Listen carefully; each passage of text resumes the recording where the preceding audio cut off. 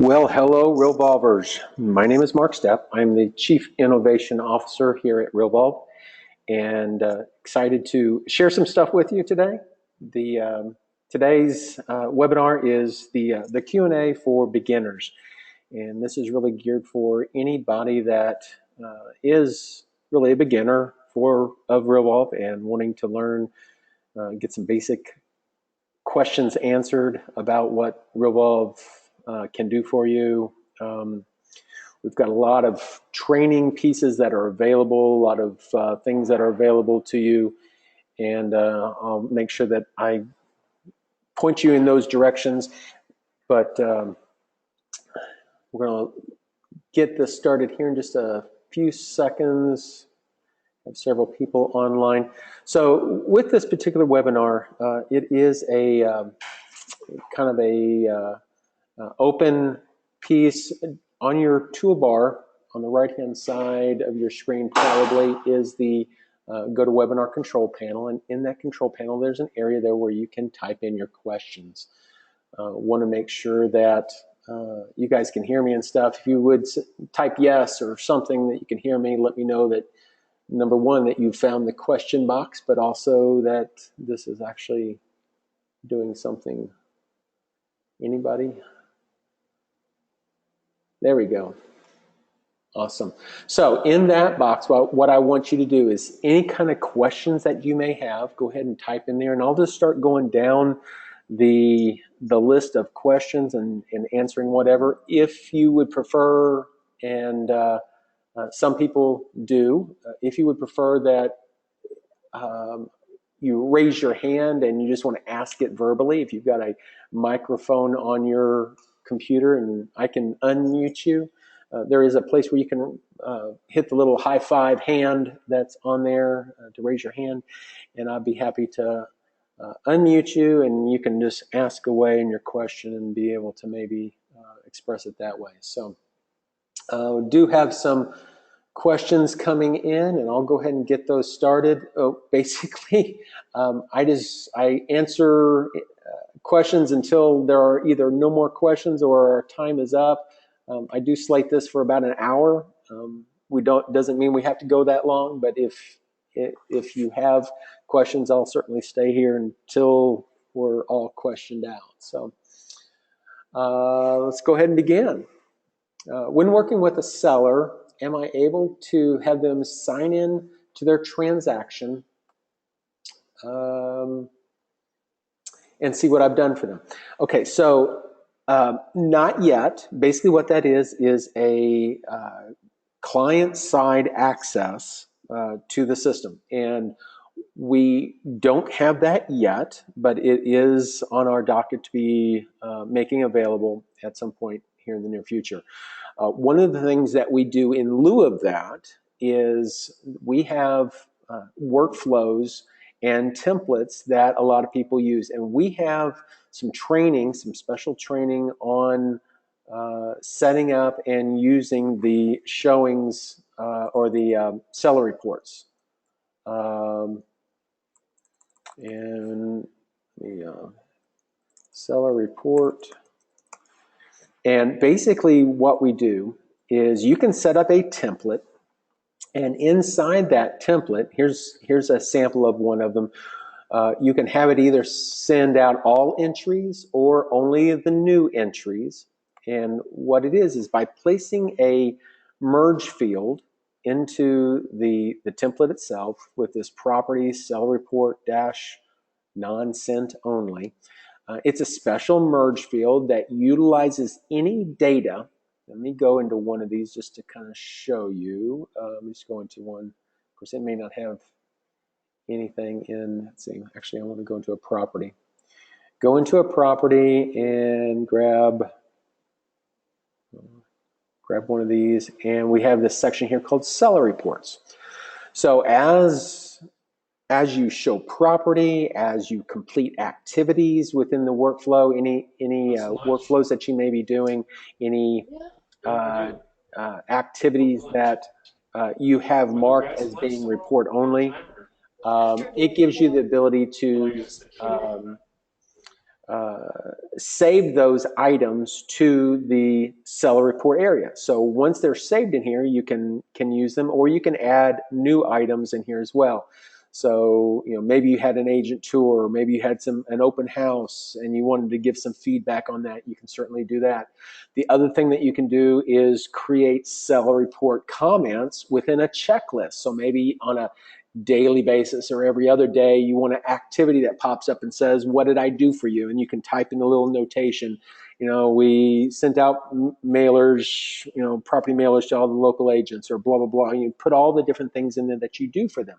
And as you do those things, they get added to the seller report. Then whenever maybe on a weekly basis, you send out that template email, it would fill in whatever information has not been sent in the past to your seller, to let them know that things are getting done. So that's what we're doing right now, Cindy. But that works really well. And one of the things that we've gotten a lot of feedback on was the logins for clients. A lot of people like them, and I get that, and that's why we want to make that available. But one of the responses that we've got is some of my sellers have logged in once or twice, and then they don't think about going again.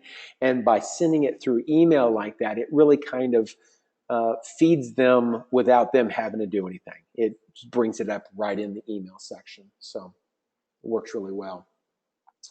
Another question I have here is, are workflows that have already been created that I can use, or do I have to create them myself? Okay, so absolutely the answer is yes. You can do both. So whenever you come into the workflow area, you can click on the little plus to add a new workflow. So you can click on create a new workflow and make that available. Now I'm going to I should have done this. I normally go into this training area here. I'm going to show you some additional stuff because there's actually more in this area. Let me come into workflow, and whenever you click on the plus, you've got to add a new workflow. Ignore the import a workflow from a CSV. That is a special one for another package that we won't go through right now. But we do have this one called add workflows from the library. And this is a very special option which allows you to see all the different workflows that have been created either by other people that want to share them. Now, by default, yours do not share automatically, so don't worry about that. But if you want, you can create your own workflows and you can make them available as a workflow package in our library. And this library, we do have lots of different options available. Now, there's two different types of workflows. There is a public workflow, and they're absolutely free. You can come here, say I wanted to get the Realvolve exclusive client service workflow. This is a good workflow. It's got several different pieces to it. There are 13 different workflows, 31 different email templates that go along with it. You can come over here and click on the install package, and it will install all 13 workflows and 31 templates for you. It is a public one. So those are free. We also have some that are premium workflows. And a premium just means you've got to install it with a code. You've got to get a code from someone. Typically, it's going to be the person that is making those available. In this case, like Dave Beeson. A lot of you are very familiar with the Dave Beeson 7-year follow-up series. There's 84 different email letters that go out once a month. And he's got different types of PR campaigns, for sale by owner, or email type things that go out. And you can click on install package on it, but you need a code. And to get that code, basically you need to go to their website, davebeeson.com, order their product, and then they'll either give you a code or they'll instruct us to give you the code, in which case we'll send you a code and you can enter that into your system and it'll install it. So we've got lots of different ones that are available. One of our team members, Kendall Young, she has a complete suite. She is in Glendale, California, and has just spent really exerted effort in creating some really great workflow items. There are, in her particular package, there are 14 different workflows. There's 105 different templates. She sells them, or we sell them through our website. You just send us an email. It's about $600, $599 to get the complete series. She was selling them at $1,100, but we've got an exclusive with her for the $599. But there are other ones. Some of them are $99. Some of them are a couple $100. Just really depends on what you want.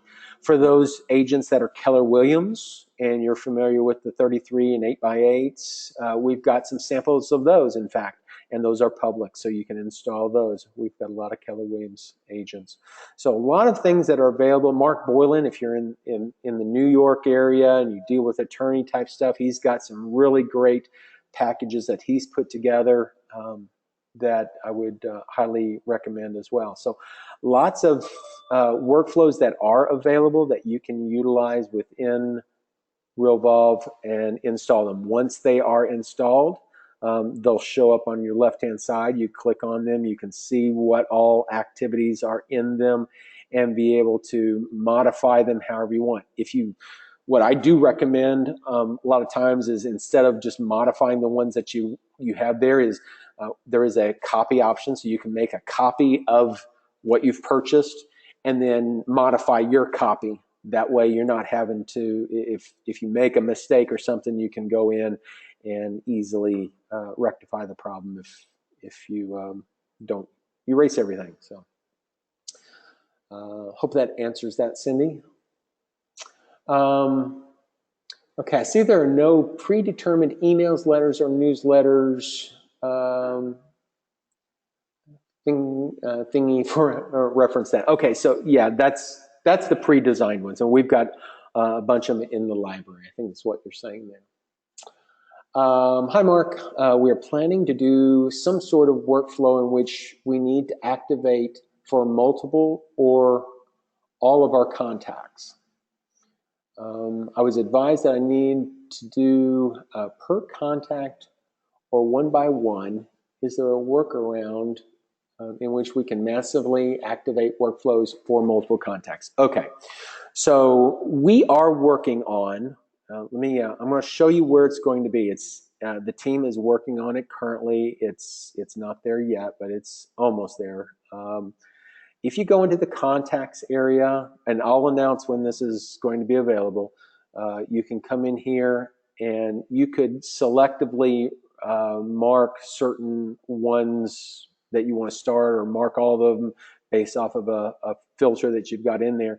And we're going to have a new option on here to start a workflow from here, and it will start it for every marked record. With great power becomes great responsibility. So you gotta be careful there whenever you're starting a bunch of workflows, but definitely you have that ability. So, or you will have that ability to do it soon. What some people want to do, and we do have the ability to do this right now, and I was just showing this in my previous webinar that I was just doing, is for, say, a monthly newsletter. Now, you might want to set up a standard workflow that repeats every month that does two things. One of it is to remind yourself that you need to edit a newsletter template of some sort. It would just be a template in there that you're going to use over and over again, and you make some minor or major changes to the content of that newsletter every month and send it out. But then the other activity is when you actually want to send it out. So maybe you want to send this out at on the 15th of every month. You can start this workflow on the 15th, or for its date to start on the 15th, and then 5 days before it would tell you to edit the template, and then on the 15th it would actually send it out. Now, if I go to edit this activity of sending it out, you'll see that there is the action itself is to send a monthly newsletter. And there is a place on here that says monthly newsletter template edited. It's just a little checkbox to verify that, yes, you did make the change. You want to make sure that you don't send it out without it being verified that you've made some changes. But in the width of this, who am I sending this newsletter to? Instead of sending it to a particular person or assigning it to a particular person, you can say anybody that's tagged with monthly newsletter in this case, so that it goes through and it creates an email and sends that email to anybody that's in your contact database that's selected with a tag of monthly newsletter. So it's just an easy way of doing that. If you are just wanting to start a specific workflow on each individual contact, you will need to wait until we get that. I don't have an ETA yet, but the team is working on that currently.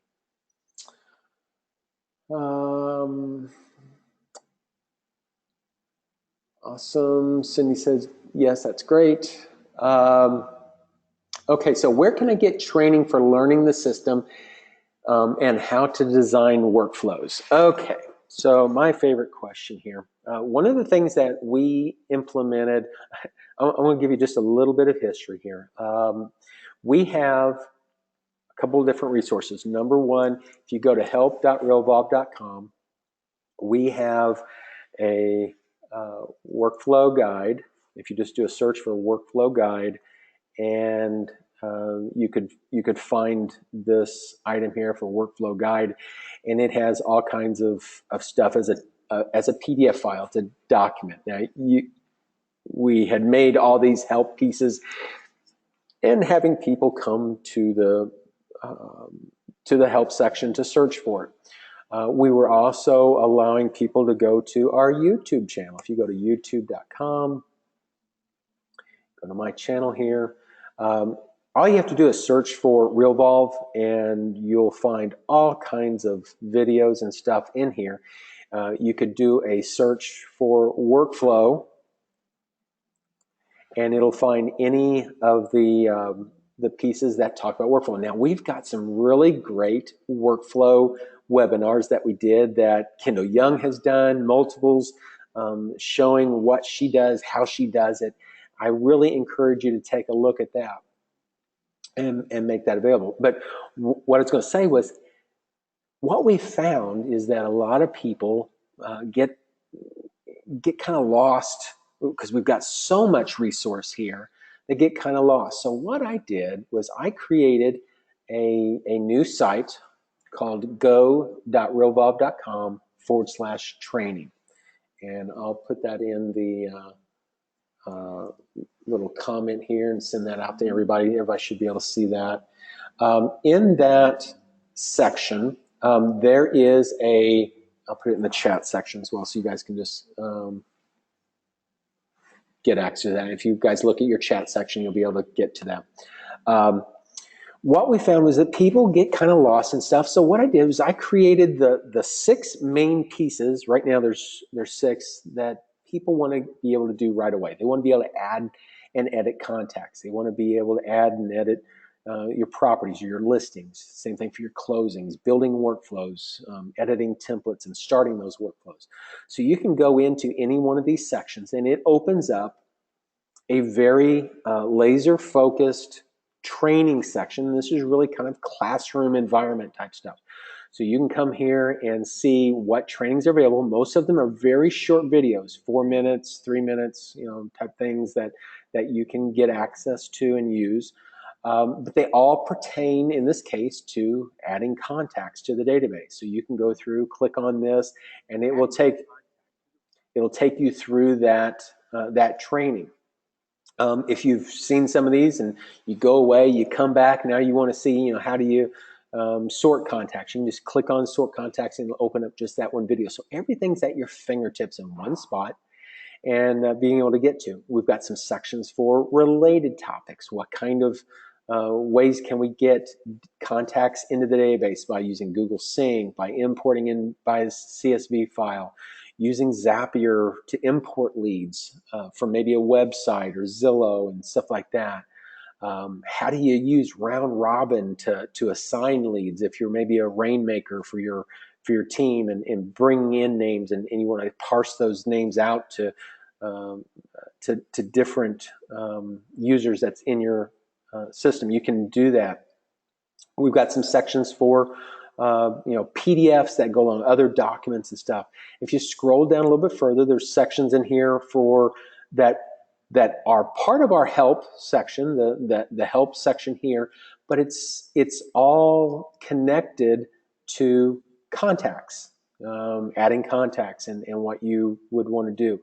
And then also some of the webinars and stuff that's related. So everything that is really of great importance that you'd want to learn about contacts is there. We've got the same thing for starting and building workflows. If you come here to get started on workflows, how do you access the workflow list? How do you add items, add, edit, and delete activities?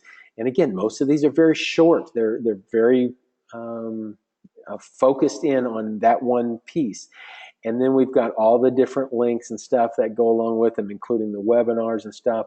There is the workflow guidebook that I was saying that was in the help. It's right here in one spot. So we've just taken everything that's really pertinent to a particular topic and put it into one section. So I hope that answers that, Cindy. Hi, does the workflow sync with Google Calendar to give me alerts and reminders? Yes, it does. So the way we have that set up is, let me come to a workflow item here and click into, say for instance, and actually this might be more in the realm of maybe a listing, you want to be reminded of certain things in the listing,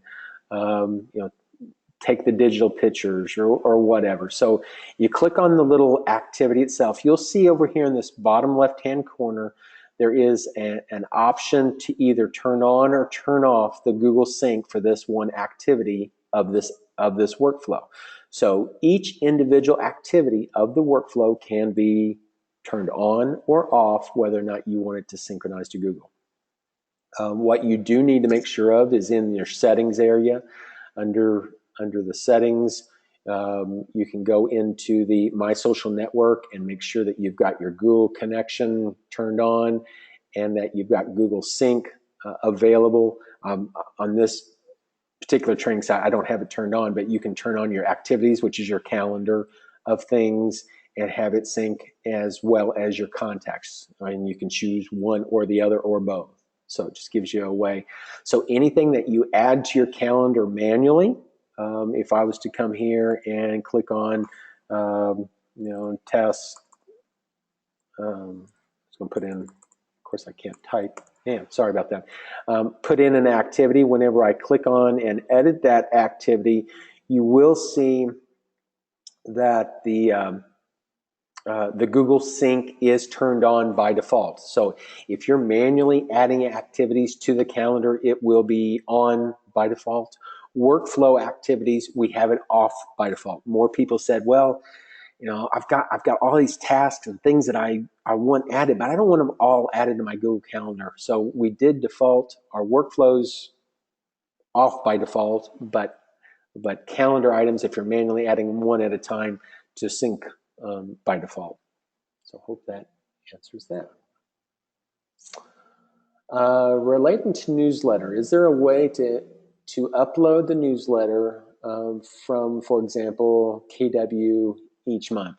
Okay, so within that monthly newsletter template that I was saying, so say for instance, I have a particular layout that I want to use every month. This is something I was just playing with. I think it's an HTML layout. This one here is really poorly designed, but you can have all kinds of information in here. If you have an HTML template that you get from Keller Williams or whatever from another source, you can copy that HTML source and there's a little icon here that allows you to go into HTML, and you can just copy, Control A, and paste whatever comes from that HTML right in here and be able to send that out. Now, you want to make sure, send it out to yourself first, make sure it lays out well and then it looks good. But you do have the ability to do that. If you've got a document instead, I know a lot of agents, they send out an email, but they include their newsletter as a PDF file. So what you can do is come here to your attachments and just simply click on that, choose a file off of your hard drive or whatever that's a PDF file that's a newsletter, and send it. So each time you go to send it out, just attach a new PDF file. So either way, you should be able to do that. Impressed what I've seen about the system for the last couple of days since signing up. What do you feel is the number one reason agents should choose Realvolve? What is your major strength and point of difference? Well, quite honestly, the workflow is really by far our flagship. I mean, here's the deal, guys, and I say this from my heart. I've been doing this for 25 years, and my whole purpose has been to create tools that help you guys be more productive and do the things that you do on a day-to-day basis more efficiently, better, less time. And whenever you come into Realvolve, the very first thing you should be doing is putting in your contacts, whether that's bringing them in from Google, importing them from a CSV, whatever, getting those in there. Then start putting in your listings, and the properties section is there just for your listings, your own personal listings. Whenever that listing turns into you find a buyer for it, or another agent finds a buyer for it, you can then take that listing and change its status. Let me just go to one here, just as a for instance here, change that status from active to pending, and it will automatically, if it's your listing, it'll automatically create a new transaction for you. And once you get the transaction, then you can put in all the transaction stuff in there. Well, in these properties and in these transactions, we've got sections in here for dates and times. There's all kinds of dates and times. Now I'm showing all the dates in here. You don't need to show all of them, only show the ones that you want. But we've also got the section here for keeping track of the people. And if you will use your contacts, you will use the properties and the transactions and fill in the basic information for dates, for people, what you're doing is you're building a structure, a data structure of your listings and your business. And whenever you have something structured like that and you start utilizing the workflows that says, okay, and let me go to, I'm going to go back to the Diggs one. This is Kendall Young's listing escrow. She has in this one workflow, she has everything that she does within Realvolve, within a transaction in her Realvolve workflow. So first thing that she does is she adds all the party members. Well, you know what? We have made Realvolve have the option of having checklists. Now, she doesn't have it in here, but it may just because I've got an older one. Actually, let me go down here to the dates. Here's a case where she's created an activity that says, hey, I want to make sure that the Realvolve deadline dates are all filled in. She's added those items to a checklist, and you'll see that they have brackets around them. These aren't just regular static checklists. You can make static ones where it's just, sign in the yard, sign in yard. And if I have this, that will be one of my choices where I can check it off. I can say, yeah, I did put the sign in the yard. But with the brackets around this, and I'm not aware of any other system specific to real estate or outside of real estate that has this, is we have the ability to insert merge fields in our checklist. So whenever this activity does come due, maybe you've got this, 2 days after the listing date, or 1 day, or the same day that you list this property, or the same day you close it, or whatever, or that you've got the signed contract. It's going to pop up and it's going to show you this checklist of things, and it'll show you what fields are filled in. If you've already put in a ratification date, a contingency date, it'll show you the dates in there that's in the database. But you know what? If you missed any of those dates, it'll give you the opportunity to fill in the date right there, and then it backfills it into the proper place into the database for you. So Kendall, whenever she first started using this, she had all of her workflows set up. And guess what? She lost her assistant. She left. And it's like, oh my goodness, what am I going to do? Well, she hires a new assistant, and she already had all of her systems already in place. So the new assistant starts going through these checklists and all the workflows that were in there. And you know what? Kendall doubled her business that year. Even with starting a brand new office, starting with brand new people, a brand new assistant, she was able to do more with what she had than what she had done the previous year, because she was so structured. The nice thing about our workflows is not only can you do very linear type workflows, and a lot of times you need linear, maybe like a lead generation type workflow where day 1 I do this, day 2, day 3 I send out an email, day 4 I make a phone call. Those types of things are very linear. You can do that within a workflow. But the real advantage of Realvolve is the ability to deal with the unknown.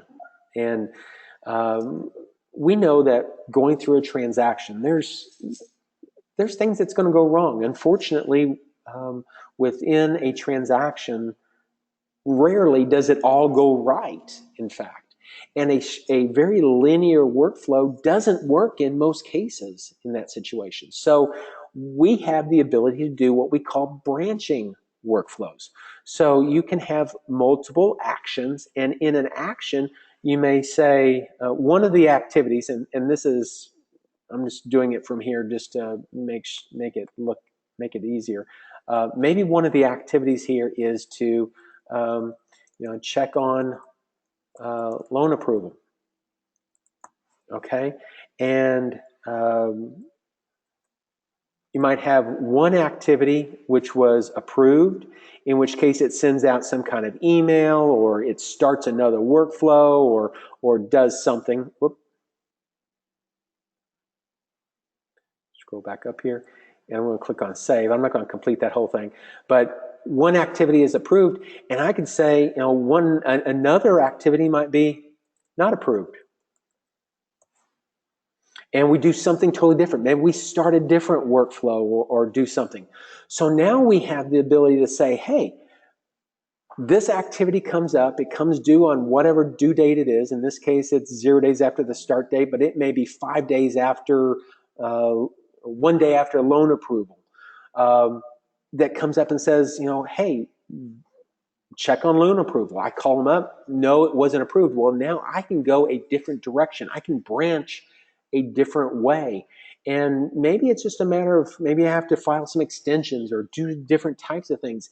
And it gives me that opportunity to do different things and branch different directions.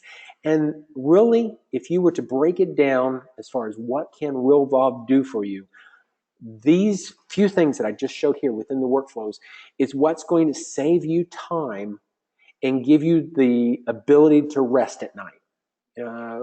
Kendall Kendall is a great example. She talks about all the things that could be left undone that can bite you in the end.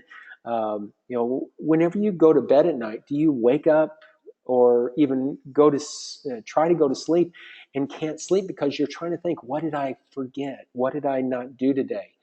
And with the workflows, it gives you the ability to get that rest, because at the end of the day, whenever you come into your dashboard, the whole reason why Realvolve is here for you is to make sure all these workflows are running, and you can come over here to your activities list and start completing the activities. You know, or you should know, that as you complete these things, each time I do something and I check off items, I do different types of things, you're marking them off the list. And this is all just sample stuff. So you may be sending out emails, you may be sending out text messages, you may be making sure that, call that lender or whatever. You can do all these different things, and as you complete them, at the end of the day, now I've got 106 of these things that's on my list, because I've obviously not done them. But if you every day will come in here and look and make sure that you complete everything on your list and you have everything structured, you can go home and you can be with your family, and you can make sure that you are available for them and not out thinking in space. And I've been there. I get home and I'm not quite there. I'm there, but I'm not quite there, because I'm thinking about all those other things. And using these workflows will let you not be in that situation. So hope that helps.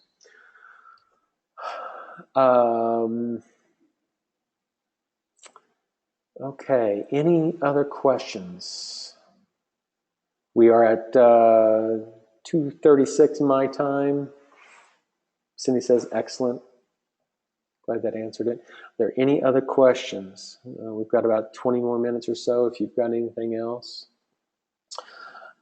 Cindy says, I have Google for Business, and I use my domain. Does Google Sync work with that? Absolutely, yes. Google Sync works with both Google Business and non-Google Business, basically. So you have the ability to do it with or without that, and works the same.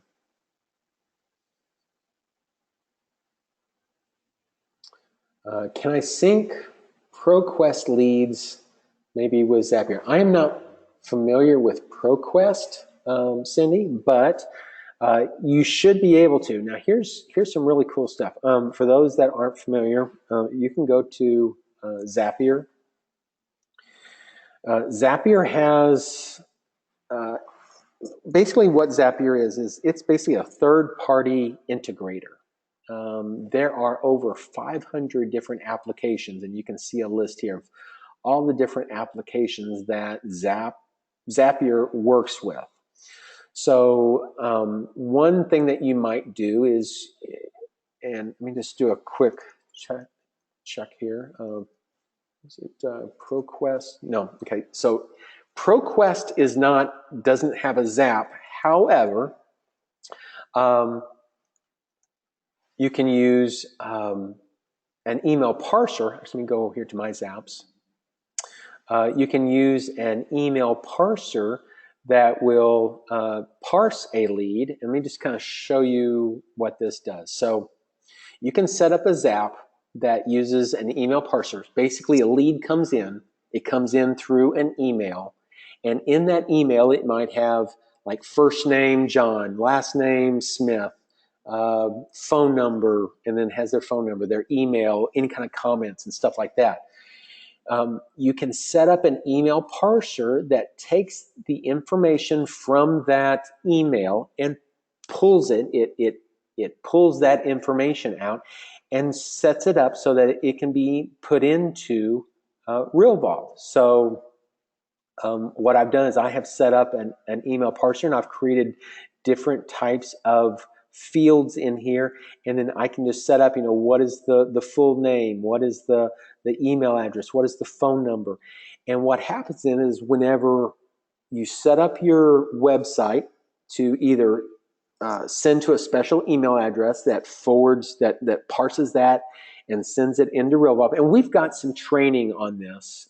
Going back to that training site, if we come here, click on Get Started, I've got this using Zapier to import leads.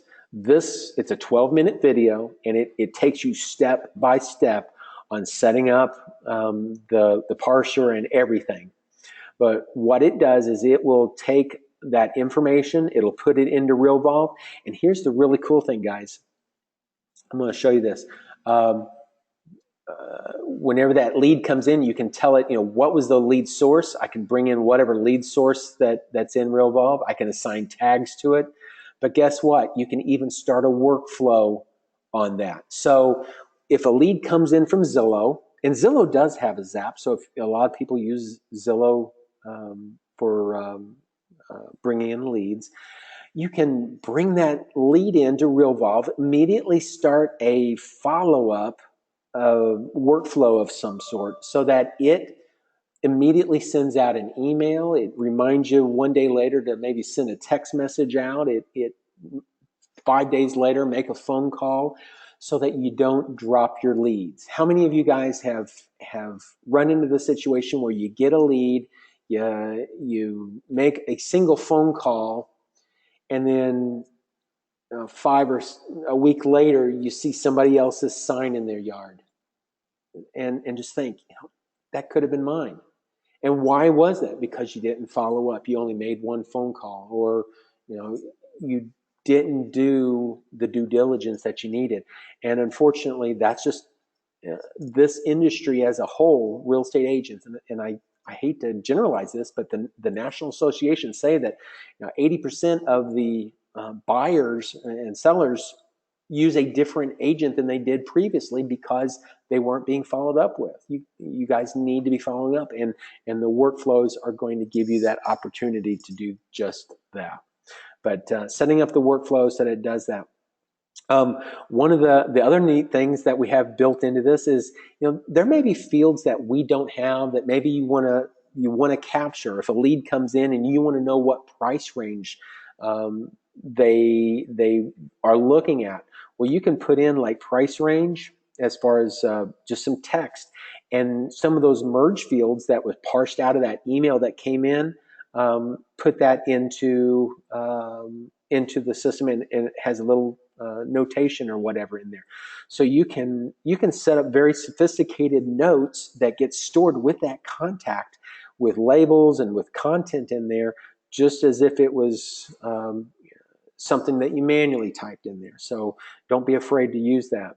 Now I want to share one other thing with you on this, because this is just really cool. We just started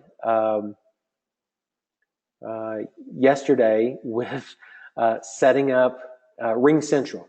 We've got a little Ring Central account, playing with that, and what I did was I went to my templates and I created just a little Ring Central thing where I set up a field for the number that I'm dialing from and the number I'm dialing to. And then I went over here and I created a workflow called Ring Central. Now get this, guys. This is crazy. One of the things is to dial my contact. This is an activity, and what it does is it sends this template that I had set up that just has the two numbers, dialing from and dialing to, and I can send this, basically that template, as an email to my parser. My parser then, instead of sending it straight to Realvolve, let me go back here to the dashboard, my parser parses out those two fields and sends it to Ring Central. And then Ring Central then does what's called a generate a ring out call.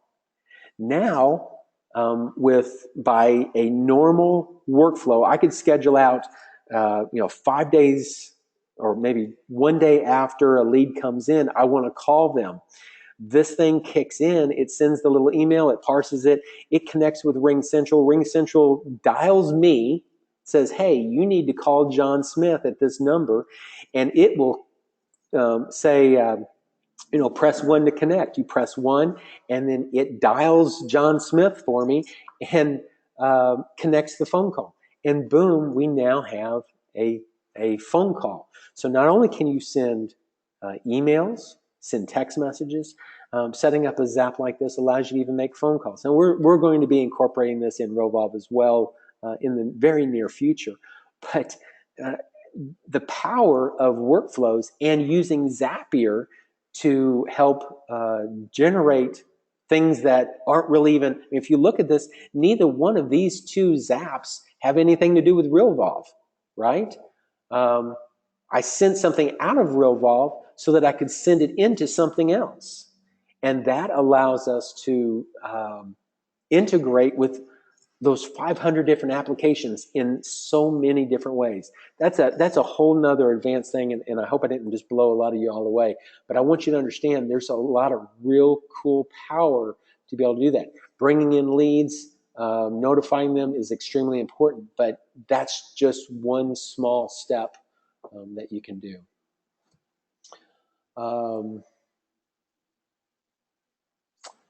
Any other questions?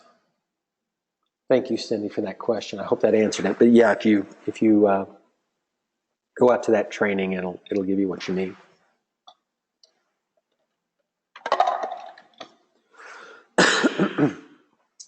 Let's see. All right. Well, let's say going once, going twice.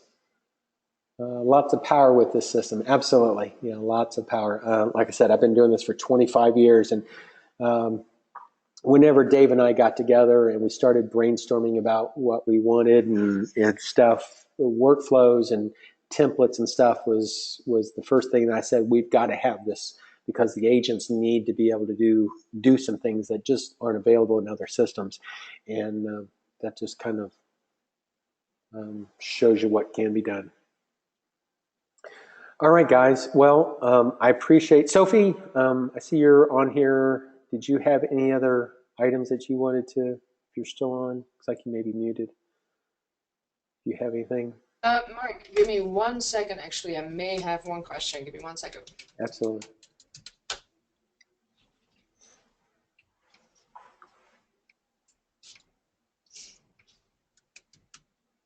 If you guys don't know Sophie, Sophie is tremendous at helping in our sales department, and she is a blessing. Just has a lot of good information. So good job, Sophie. Oh, thank you, Mark. Okay, so I had a question about helping a customer to manage his pipeline of prospects. Okay. Yeah, well, pipeline of prospects. I really, that to me, that sounds like the whole workflow. I mean, the key to prospecting is making sure that you have an outline of things that you want to do to make sure that you nurture that lead, whether it be emails, phone calls, text messages, personal visits, that type of thing. Setting up a workflow that helps guide you through that is one thing. Now, we do have the ability, if I was to go in here to to the contacts, maybe let me just clean out my filter here. I want to remove any of my filter things, but maybe I want to say, I want to order this list.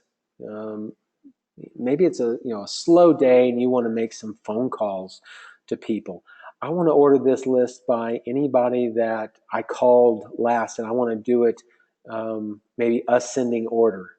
So what this does is this will show me, if I just view all of them, this will show me everybody in my list, but over here on the right-hand side, it's got my last call date. Since I said I wanted to sort by last call date, it's got a special column here. And while this is just a demo database, so it may not have much of anything, but as you start making phone calls and you put those dates in there, it'll have dates. Actually, I guess I can do it descending just to show you that there are dates in there. There are things that you could be doing. Just say, hey, I want to call everybody that's on my A list that I haven't talked to in a while. So here's everybody in my A list, and then I can order by date. When did I call them last or whatever. So here's all the people. Well, I know that I've called certain ones of these in the past, but maybe I haven't called these at all. So I need to call Randy or I need to call Russ and start making those phone calls. And whenever I put that date in there, it'll actually put them at the top of the list since I'm ordered by descending, and normally you don't order it ascending, and then that way they're at the bottom of the list. So it'll just kind of move them around. So at any point in time, you can just come to your list and say, well, I need to call Gary today. So I click on his name, I pull up his information, I might make some notes, I make the phone call, and put in the last call date, and then at that point, he'll be put at the bottom of the list. So you can manage your pipeline a couple different ways, through the workflows or through using this list. I think that's how I'm interpreting that question. If that's not it, I may not be completely following them. No, I think that that answered the question. Yeah, thank you. When will this session be uploaded to YouTube? You know, as soon as I am recording this, so as soon as I download it, I'll upload it. It'll be probably in the next within the next hour or so. It'll be uploaded. Somebody says, agree on Sophie. You've got a fan, Sophie. So, question: best practices, contacts A, B, C, and D. My thoughts: A, immediate opportunity. B, ready within 6 months. C might be moving eventually, and D, non-clients. That works, Amy. You can certainly do it that way. Those ABCs can be used any number of ways. So you simply need to choose a way. Now, one thing that I would encourage you to do is to say A's are more important than B's, B's are more important than C's, and on down. Because what happens is part of the relationship scoring, we know that there's lots of factors that go into our relationship score, and we've got some training on this. If you want more information, you can look at those in the training.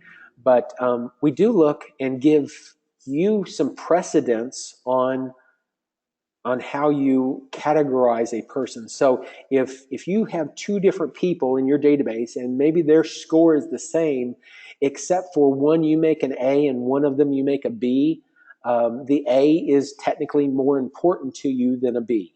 And we incorporate that into the score. An A is worth basically 10 points, where a B is worth 8 or something like that. So there is some scoring consequence to what you do.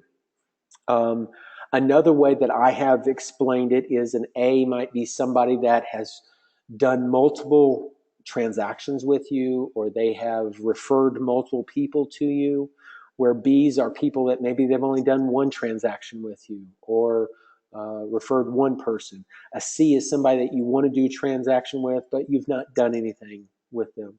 And a D is, I typically say, it's somebody that you've done a transaction with and you really don't want to do that again. You had a bad experience, and maybe you'll refer that person out to somebody because you don't want to have to deal with them again. But you can do it however you want. It's very user-centric in the way that you can set it up however you want. But that's the way you've got is certainly fine, the way you just mentioned that.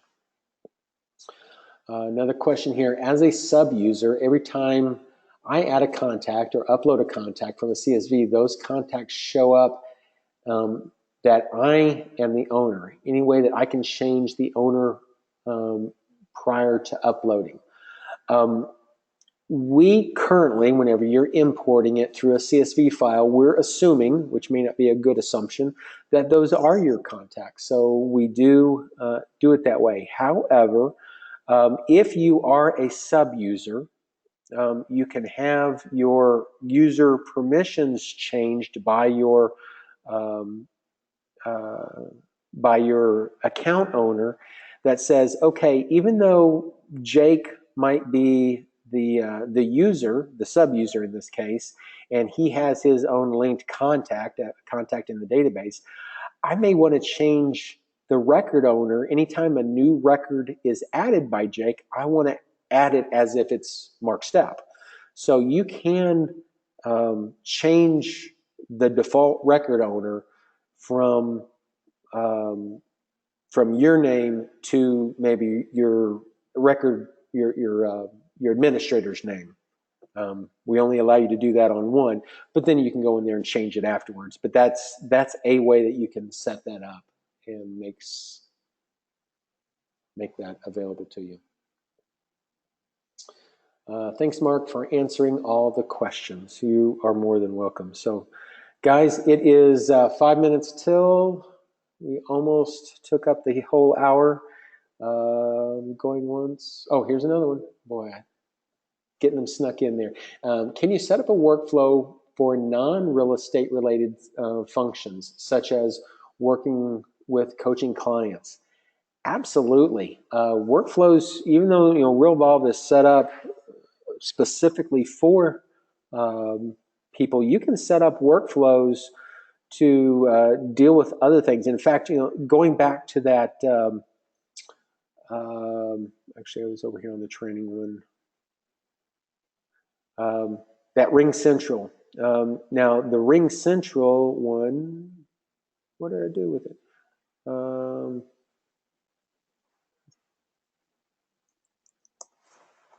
Oh, there is. Okay, so Ring Central. It's right in front of me anyway. Sorry, guys.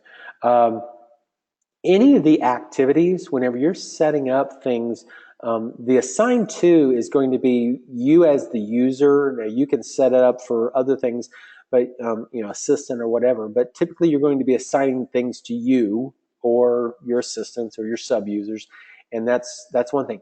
But the with field can be assigned to any number of people. And this particular activity, what I did is I said, even though I'm dialing out, I'm going to be sending out an email or making a phone call in this case, I'm sending the email to a specific person.